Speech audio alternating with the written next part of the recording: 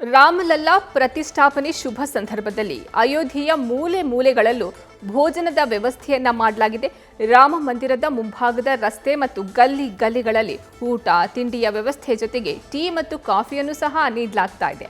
ಗುಜರಾತ್ನಿಂದ ಬಂದಿರುವಂತಹ ಸುಮಾರು 200 ಭಕ್ತರು ತಮ್ಮ ಖರ್ಚಿನಲ್ಲಿ ಭೋಜನದ ವ್ಯವಸ್ಥೆಯನ್ನ ಮಾಡ್ತಾ ಇದ್ದಾರೆ.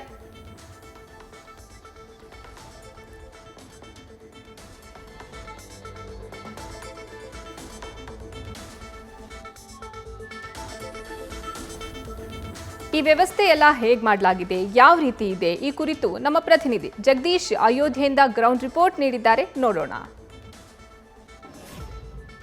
ರಾಮ ಮಂದಿರದ ಉದ್ಘಾಟನೆ ಆಗ್ತಾ ಇರುವಂತಹ ಕಾರಣಕ್ಕಾಗಿ ಸದ್ಯ ಅಯೋಧ್ಯೆಯ ನೀವು ಯಾವ ಭಾಗದಲ್ಲಿ ಹೋದ್ರೂ ಸಹಿತ ಭೋಜನದ ವ್ಯವಸ್ಥೆ ಮತ್ತೆ ಟೀ ಕಾಫಿ ವ್ಯವಸ್ಥೆಯನ್ನ ಮಾಡಲಾಗ್ತಾ ಇದೆ. ಅದು ಸಹಿತ ಉಚಿತವಾಗಿ. ನಾನು ಇರುವಂತದ್ದು ರಾಮ ಮಂದಿರದ ಮುಂಭಾಗದ ರಸ್ತೆ.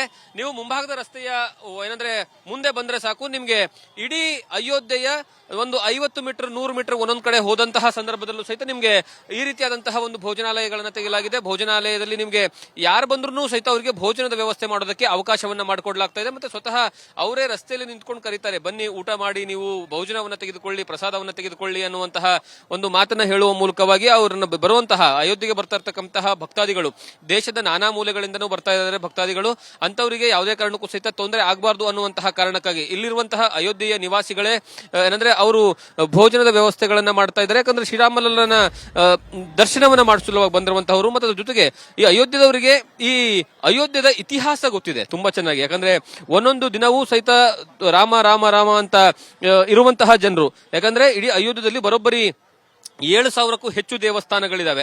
ಒಂದು ರೀತಿಯ ದೇವನಗರಿ ಅಂತಾನೆ ಕರಿಬಹುದು. ಅಂತಹ ದೇವನಗರಿಯಲ್ಲಿ ಇಷ್ಟು ವರ್ಷಗಳ ಕಾಲ 500 ವರ್ಷಗಳಿಂದನೂ ಸಹಿತ ಯಾವುದೇ ಕಾರಣಕ್ಕೂ ಶ್ರೀರಾಮನ ಮೂರ್ತಿನ ಇಡೋದಕ್ಕೆ ಆಗದೇ ಇರುವಂತಹ ಪರಿಸ್ಥಿತಿ ಇತ್ತು.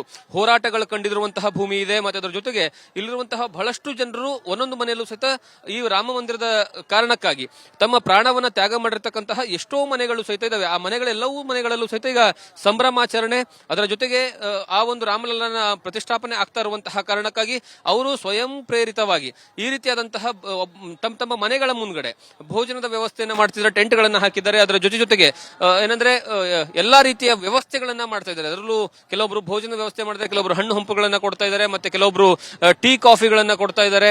ಅದರ ಜೊತೆಗೆ ನೀವೇನು ಬರುವಂತವರಿಗೆ ವಿಶ್ರಾಂತಿ ತೆಗೆದುಕೊಳ್ಳೋದಕ್ಕೆ ಅವಕಾಶ ಮಾಡಿಕೊಡುವಂತಹ ಕೆಲಸವನ್ನ ಮಾಡ್ತಾ ಇದ್ದಾರೆ. ಯಾಕಂದ್ರೆ ನೀವು ಅಯೋಧ್ಯೆಯಲ್ಲಿ ಬಂದ್ರೆ ಈಗ ಬಹಳಷ್ಟು ಕಡೆಗೆ ಅಂದ್ರೆ ಪ್ರತಿ ದಿವಸವೂ 40,000 ರಿಂದ 50,000ಕ್ಕೂ ಹೆಚ್ಚು ಜನ ಬರ್ತಾ ಇದ್ದಾರೆ.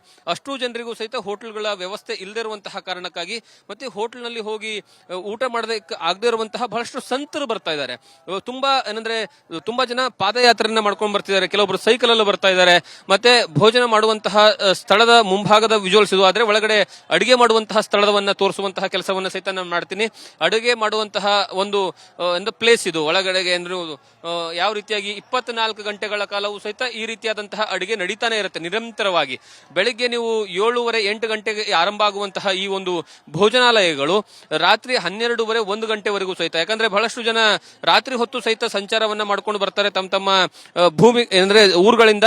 ಅಂತಹ ಬಂದಂತಹ ಸಂದರ್ಭದಲ್ಲಿ ಅವ್ರಿಗೆ ಯಾವುದೇ ಕಾರಣಕ್ಕೂ ಊಟ ಇಲ್ಲದಂತಹ ಪರಿಸ್ಥಿತಿ ನಿರ್ಮಾಣ ಆಗಬಾರ್ದು ಅನ್ನುವಂತಹ ಕಾರಣಕ್ಕಾಗಿ ಈ ರೀತಿಯಾದಂತಹ ಭೋಜನ ವ್ಯವಸ್ಥೆಯನ್ನ ಮಾಡಲಾಗ್ತಾ ಇದೆ. ಮತ್ತೆ ಇದು ಅದರ ಹಿಂಭಾಗದಲ್ಲೂ ಸಹಿತ ಅಂದ್ರೆ ಚಿಕ್ಕ ಚಿಕ್ಕ ರಸ್ತೆಗಳಲ್ಲೂ ಸಹಿತ ಏನಂದ್ರೆ ಇದೇ ರೀತಿಯಾದಂತಹ ವಾತಾವರಣ ಇದೆ. ಈ ರೀತಿಯಾದಂತಹ ಸೇವೆಯನ್ನ ತಮ್ಮದೇ ಆದಂತಹ ರೀತಿಯ ಸೇವೆಗಳನ್ನ ಅಯೋಧ್ಯೆಯಲ್ಲಿರುವಂತಹ ಜನರು ಮತ್ತೆ ಬೇರೆ ಕಡೆಯಿಂದ ಬಂದಿರತಕ್ಕಂತಹ ಬಹಳಷ್ಟು ಜನ ಭಕ್ತಾದಿಗಳು ಈ ರೀತಿಯಾದಂತಹ ವ್ಯವಸ್ಥೆಗಳನ್ನ ಇಲ್ಲಿರುವಂತಹ ಜನರಿಗೆ ಭಕ್ತಾದಿಗಳಿಗೆ ಮಾಡುವಂತದನ್ನ ಕಾಣಸಿಗ್ತಾ ಇರುತ್ತೆ. ಕ್ಯಾಮರಾ ಪರ್ಸನ್ ಮುರಳಿ ಜೊತೆಗೆ Jagadish Kashempur, news first Ayodhya. News first ನಿರ್ಭೀತಿಯಿಂದ ನಿಮ್ಮ ಪರವಾಗಿ.